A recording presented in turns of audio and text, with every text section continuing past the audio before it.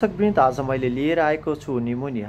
Pneumonia श्वास प्रश्वास प्रणाली अन्तर्गत फोक्सोको सङ्क्रमण हो। यो रोग लाग्दा फोक्सोमा रहेको हावाको थैली, पानी तथा पित्त भरिन्छ।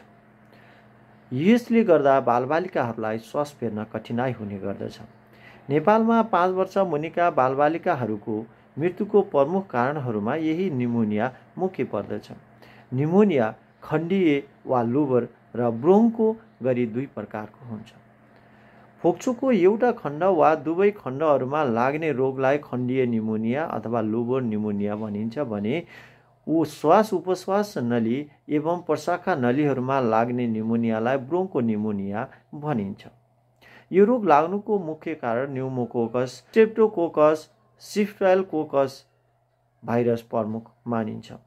यो रोग एउटा निरोगी व्यक्तिमा लागिसकेपछि 1 देखि 3 दिनसम्म यसको लक्षणहरू देखा पर्ने गर्दछ। यो रोग एक व्यक्तिबाट अर्को व्यक्तिमा सर्ने मुख्य कारण भनेको ड्रपलेट इन्फेक्सन वा बिन्दु सङ्क्रमण, त्यस्तै गरेर प्रत्यक्ष सम्पर्क र अप्रत्यक्ष सम्पर्क रहेका छन्।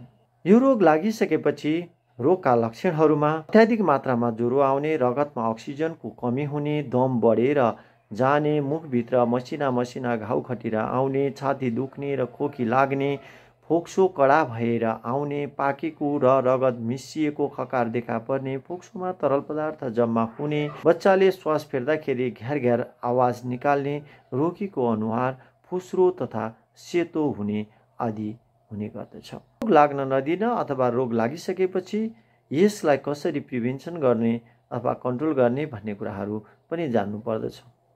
बच्चालाई न्यानो पारेर राख्ने, बच्चालाई चिसो र धुलोबाट जोगाउने, त्यसै गरेर तातो तथा झोलिलो पदार्थ धेरै मात्रामा खुवाउने, खोकी लागेको व्यक्तिको तत्कालै उपचार गराउने, श्वास प्रश्वाससँग सम्बन्धित कुनै पनि सङ्क्रमण देखा परेमा तत्काल उपचार गराउने, यस रोग विरुद्ध खोप लगाएर सुरक्षित रहने, उचित पौष्टिक आहारको व्यवस्था मिलाउने, त्यस्तै गरेर स्वास्थ्य शिक्षाको माध्यमबाट यस रोगबाट बच्ने उपायहरूबारे सर्वसाधारणलाई सुसूचित गराउने। हस्त, धन्यवाद।